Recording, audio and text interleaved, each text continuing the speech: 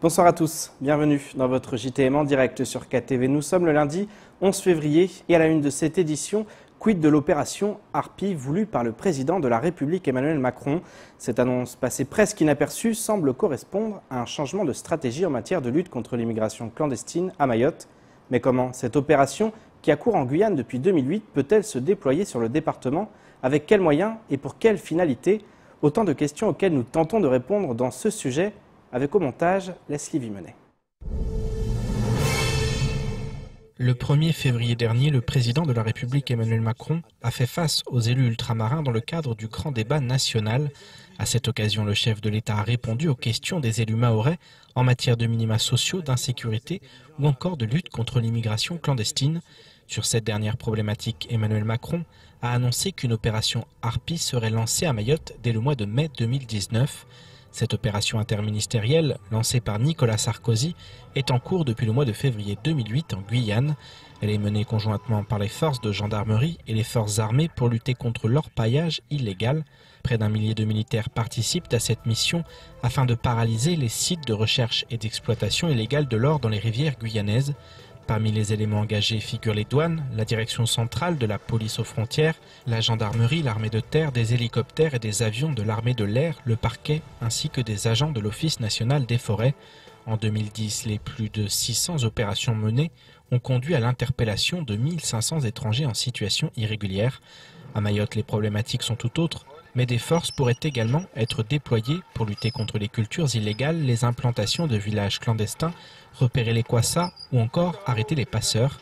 Cette opération pourrait solliciter tous ceux qui participent aux missions du GELIC, le groupe de lutte contre l'immigration clandestine. Elle pourrait également solliciter les forces armées dans la zone sud de l'océan Indien, les FASOI, qui garantissent la protection du territoire national et animent la coopération régionale depuis La Réunion et Mayotte. Les FASOI sont en effet engagés dans la lutte contre les menaces régionales comme la piraterie, l'immigration irrégulière et la pêche illicite. À Mayotte, la base navale possède 2 vedettes côtières de surveillance de la gendarmerie maritime, une autre vedette, un chaland de transport de matériel, un détachement de l'armée de l'air équipé de 2 avions de transport CASA. Par ailleurs, l'État peut engager des bateaux de la marine nationale pour contrôler les eaux territoriales. En clair, les moyens ne manquent pas. Et cette annonce du président de la République semble correspondre à un changement de ton en matière de lutte contre l'immigration clandestine, et ce, dès le mois de mai. Mais Emmanuel Macron aura tout le loisir de détailler la nouvelle stratégie de l'État lors de sa visite à Mayotte en juin prochain. Je me tourne maintenant vers l'invité de la rédaction. Ce soir, nous accueillons Daniel Zaïdani, ancien président du Conseil général et conseiller départemental de Pamandzi. Monsieur le Président, bonsoir. Bonsoir. Alors, vous avez pu écouter très attentivement les mots du président Emmanuel Macron. Il s'est exprimé face aux élus ultramarins et notamment face aux élus mahorais. Qu'est-ce que vous avez pensé de la teneur de ces réponses, de manière générale? Alors, déjà, j'ai pu constater que les élus mahorais ne se sont sûrement pas concertés avant d'aller à Paris, et ça s'est ressenti dans la restitution des questions. Ensuite... Qu'est-ce que vous appelez par concertation? Vous vouliez... Je pense qu'il aurait eu une meilleure répartition des discours, aurait permis de mieux survoler les problématiques propres à notre territoire. Parce que j'ai pu voir que par moment, on allait vraiment sur des détails qui n'avaient pas forcément lieu dans ce débat-là. Concernant les réponses d'Emmanuel Macron, je pense qu'elles ont été liées aux questions, et certaines ont été surprenantes. D'abord, j'ai pu constater comme tout le monde que sur l'aéroport, il a été assez évasif, et d'ailleurs sa réponse ne correspondait pas à l'attente réelle de la population, puisqu'il nous a que confirmé que les travaux concernant les lits d'arrêt ont bien été faits, alors que réellement nous l'attendions plutôt sur la piste longue, qui est un vrai sujet d'actualité, mais qui justement n'a pas été suffisamment exposé clairement auprès du président dans ce débat. Peut-être attend-il les réponses, ou plutôt l'étude qui a été faite par cette mission interministérielle qui est venue? Vous savez, je crois que concernant la piste longue, c'est d'abord une volonté politique.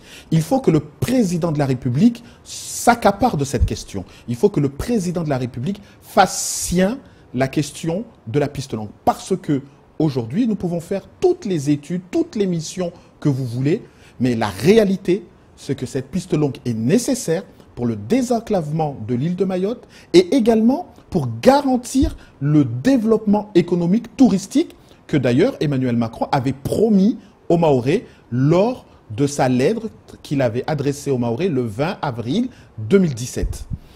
Concernant les autres réponses, notamment sur la corrélation du développement de Mayotte avec celui de Comores. On parle des minima sociaux notamment, hein, c'est à ce sujet qu'il a expliqué que la dépendance aujourd'hui des Comores vis-à-vis de Mayotte ne permettait pas un rattrapage plus rapide que celui qui est prévu, à savoir 2036. Alors moi je vous le dis très clairement, c'est faux. En premier lieu, ce qui bloque la totalité du rattrapage des aides sociaux, c'est la retraite. Comment voulez-vous, en toute rationalité, augmenter le RSA, ou augmenter les aides au logement, ou augmenter les aides liées aux familles, aux allocations famille? Comment voulez-vous les augmenter si la retraite à Mayotte est gelée aux alentours de 600 €?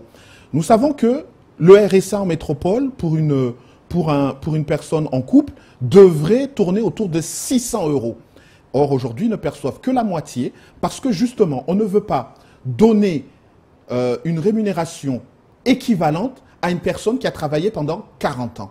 Il est là le problème. Donc, si le président de la République veut améliorer réellement les allocations familiales, les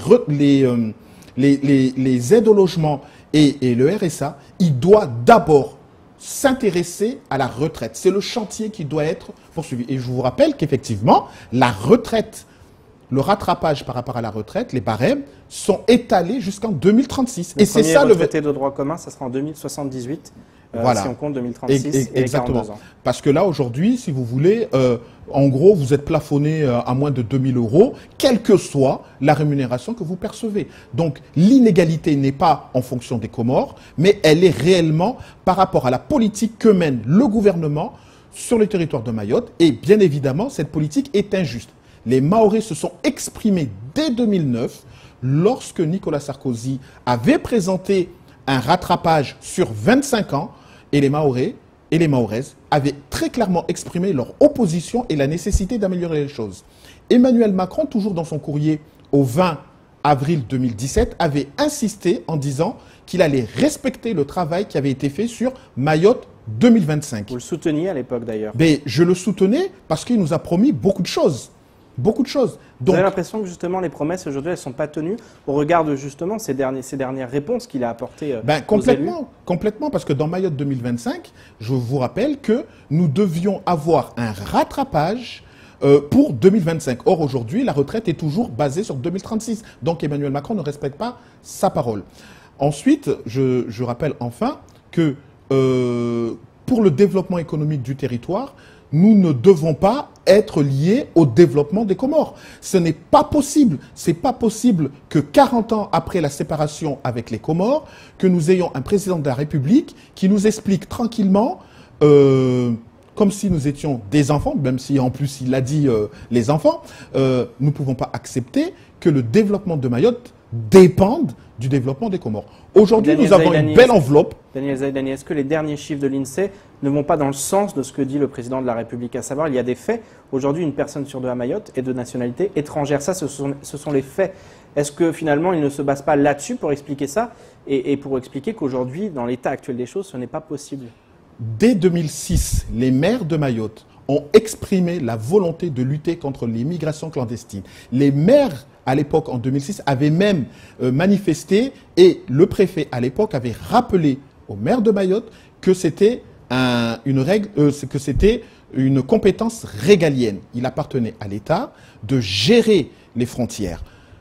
2006-2019, nous nous rendons compte que nous sommes passés de 30% d'immigration à près de 50% d'immigration.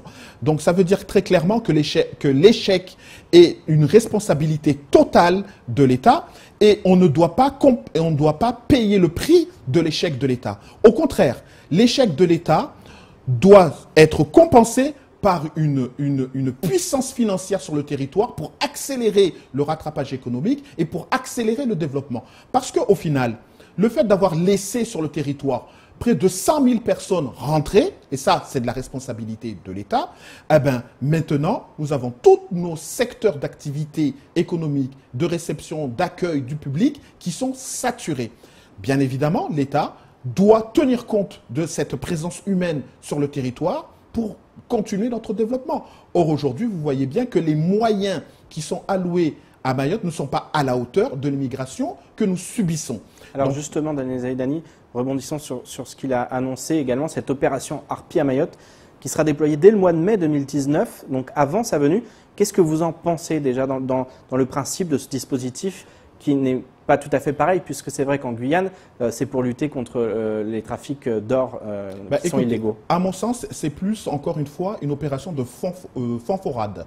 Parce que si vraiment, moi j'attends le président de la République sur des actes très simples, je voudrais, lorsque je me rends à la barge, ne plus voir ces vendeurs à la sauvette qui vendent des salades, des produits toxiques, que nous savons toxiques, au bord de la jetée. Et pour autant, aucun service de l'État ne s'occupe réellement de cela. Par contre, il n'hésite pas à faire des inspections dans tous les organisations structurées de l'île de Mahorais, au lieu d'aller commencer par le commencement, c'est-à-dire ceux qui ne payent rien, qui n'apportent rien à notre économie. Tout cela pour qu'ils aient un pouvoir d'achat qui finalement ne fait qu'encourager l'immigration. Moi, je crois que si effectivement on veut faire intervenir l'armée pour arraisonner plus rapidement les bateaux en mer, c'est une très bonne chose. Si effectivement on veut utiliser l'armée pour éviter de rentrer dans des procédures longues et interminables en termes de destruction d'habitations illégales, c'est parfait.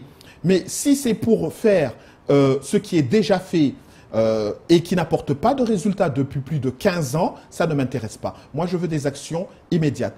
On veut taper dans le porte-monnaie des immigrés? Bon alors, à ce moment-là, commençons par les vendeurs à la sauvette qui sont aux alentours des barges, qui pénalisent les structures économiques locales et qui les met dans un cadre de concurrence déloyale.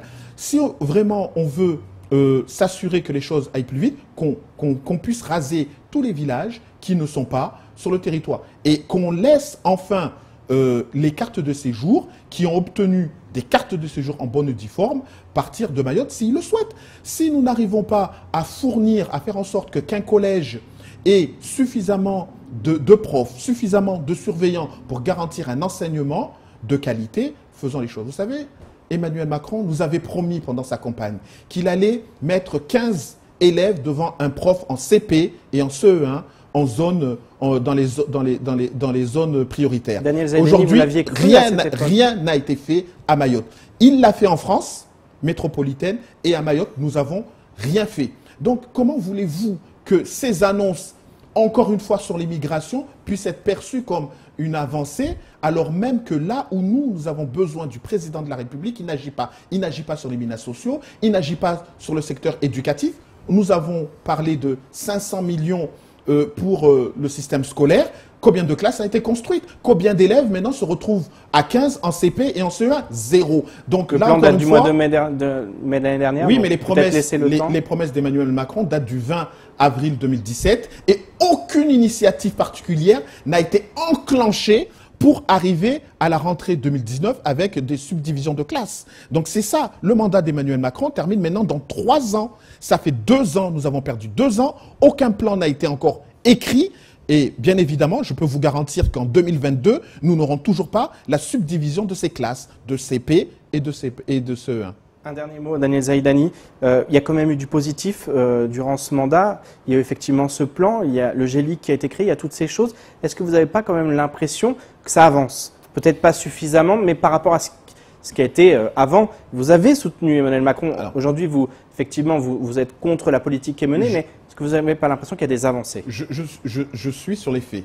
Emmanuel Macron ne respecte pas la parole qu'il a engagée auprès des Mahorais en venant sur le territoire et ensuite qu'il a confirmé par écrit. Il a encore 3 ans, il sera là au mois de juin. Bien sûr, il sera là au mois de juin. Donc, si j'insiste aujourd'hui sur ces points, parce que c'est sur ces points-là que nous l'attendons, qu'ils ne viennent pas rajouter des éléments qui nous intéressent que guère. Maintenant, la réalité, c'est que, oui, effectivement, nous avons des améliorations en termes de délinquance dans les chiffres, mais encore une fois, nous venions de loin, puisqu'il y a eu un pic exceptionnel qui, maintenant, est revenu à une situation normalisée avant ce pic, mais pour autant, reste dans un climat d'insécurité constant. Là encore une fois, Emmanuel Macron avait promis qu'il allait créer 10 000 postes de policiers et de gendarmes, qu'une partie allait revenir à Mayotte. Pour le moment, nous garantissons plutôt le renouvellement des postes existants. Nous avons besoin d'un surplus qui soit sur le territoire avec la création de gendarmerie sur le territoire et que la Petite Terre puisse devenir une zone police. Daniel Zaidani, merci beaucoup d'avoir accepté notre invitation. On va suivre tous ces sujets et on parlera d'autres. Il y avait beaucoup de sujets, beaucoup d'actualités, notamment la CIM, cette question aussi du quartier de récupération républicaine aussi à Pamandzi. Donc dans votre commune, il y a toutes ces choses, mais vous reviendrez sur notre plateau pour en parler. Toujours avec plaisir. Merci. Et un mot d'environnement dans votre 19h. Comme évoqué la semaine passée, l'association Oulangana Nyamba a mis en ligne une pétition pour aider à la sauvegarde des tortues et endiguer le braconnage. En 2018, le REMAT, le réseau d'échouage mahorais de mammifères marins et de tortues marines, a recensé entre 400 et 500 tortues victimes de braconnage. Un chiffre en deçà de la réalité, car il prend uniquement en compte les cadavres retrouvés. Le but de cette pétition, donc, réclamer davantage de moyens humains pour lutter contre ce fléau. Le point dans ce sujet, signé Paul-Arthur Avit. L'association Oulangana Nyamba vient de lancer une pétition pour le renforcement de la lutte contre le braconnage des tortues marines à Mayotte. Cette association, créée il y a 20 ans, œuvre à la protection des tortues et sensibilise la population sur l'importance de la protection de la faune de l'île aux parfums. Notre objectif principal, c'est de préserver cette espèce à travers la sensibilisation et de la lutte anti-braconnage. Du côté sensibilisation, on va intervenir dans les écoles, que ce soit auprès des scolaires et aussi du périscolaire, mais on va également intervenir auprès du grand public lors de la tenue de stand par exemple, ou alors par l'intermédiaire de formations auprès du grand public, par exemple les équipes d'animation périscolaire de Petite Terre, ou aussi auprès des services techniques ou d'autres personnes acteurs de la vie de leur commune. La pétition, lancée le jeudi 7 février, a déjà réuni plus de 1800 signatures. Son but ? Renforcer les moyens humains au service de la protection des tortues, faire prendre conscience et mobiliser les gens à cette noble cause. Il faut savoir que l'ONCFS, qui est l'Office national de la chasse et des forêts, a quitté le département en 2013-2014 et qu'il y a actuellement 7 agents du service départemental de l'AFB qui sont opérationnels pour la lutte contre le braconnage. Forcément, ce n'est pas 100% de leur action. Sur le terrain, ça équivaut à 40% à peu près, pas forcément dédié uniquement aux tortues. Donc on voit que les moyens humains qui sont alloués sur cette problématique est très inférieur par rapport aux enjeux qu'il y a aujourd'hui pour lutter contre le braconnage des tortues à Mayotte. Depuis début 2019, l'association a déjà recensé plus d'une vingtaine de cadavres de tortues sur l'unique plage de Papani. Pour les aider dans leur lutte, rien de plus simple. Rendez-vous sur le site de l'association oulangananyamba.com où vous pourrez retrouver et partager la pétition. Question dans votre 19h. La semaine passée, la Chambre des métiers et de l'artisanat de Mayotte a lancé l'opération Apprenti d'un jour.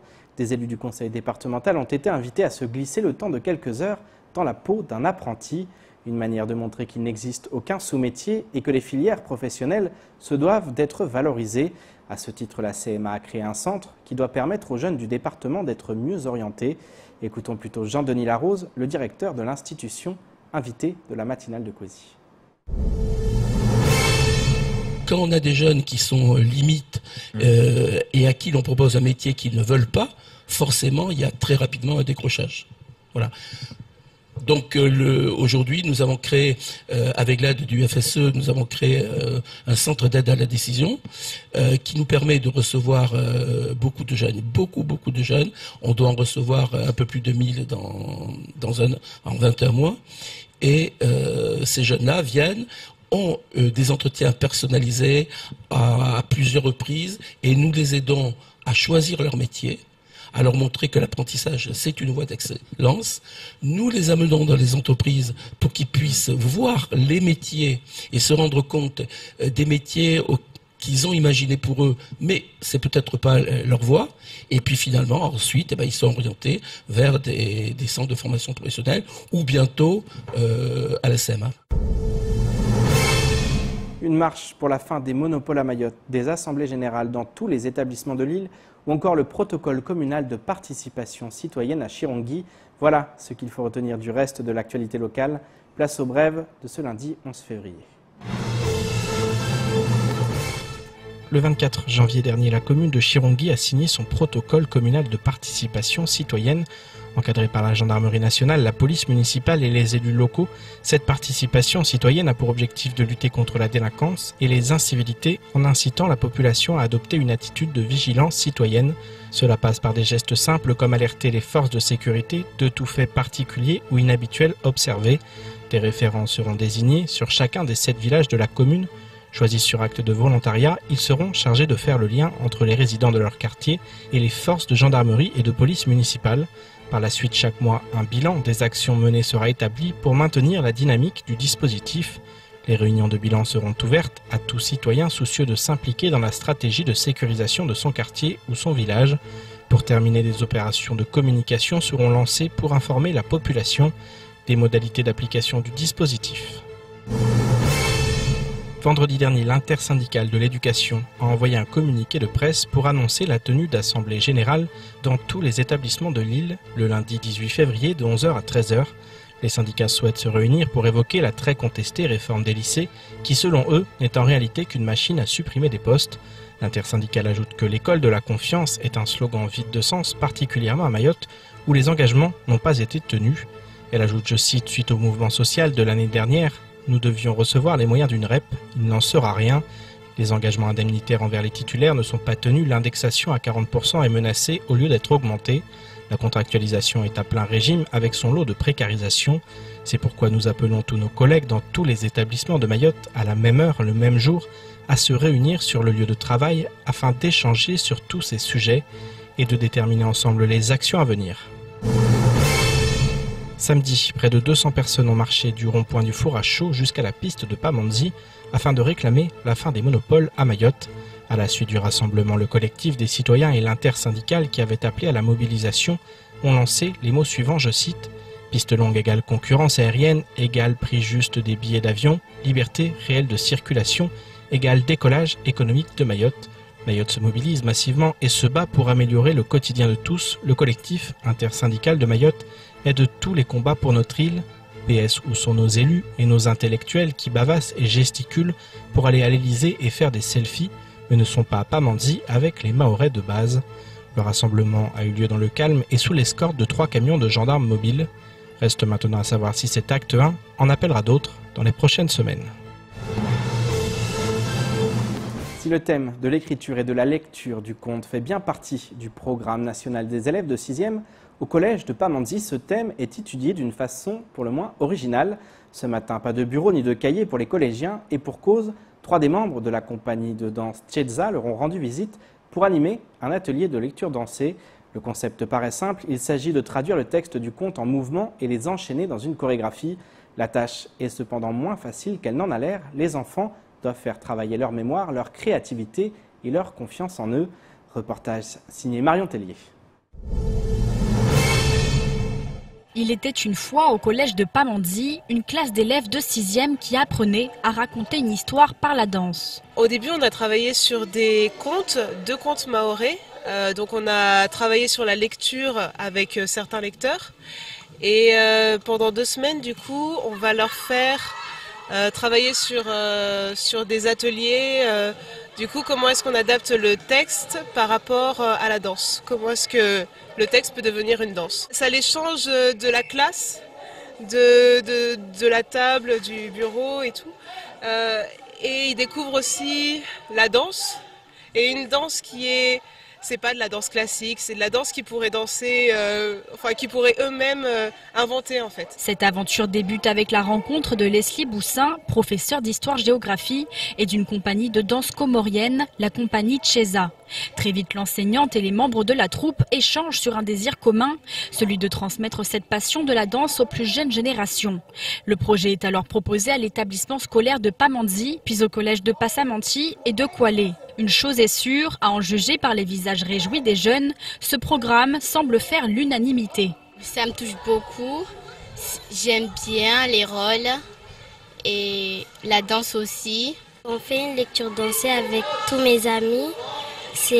On s'amuse. Un réveil tonique pour ces collégiens, mais aussi un réel travail d'expression corporelle, de mémoire, d'histoire et de confiance en soi. Je discutais avec des profs, ils me disaient que mais là ils se lâchent or qu'en classe ils sont timides. Mais c'est ça ce qui est beau en fait. C'est ce qui est beau vraiment à voir. Et moi j'encourage que les gens, que tous les collèges ou etc. qui s'ouvrent vraiment à ça, parce que ça te donne une autre manière de voir un gamin ou de voir quelqu'un qui est brutal.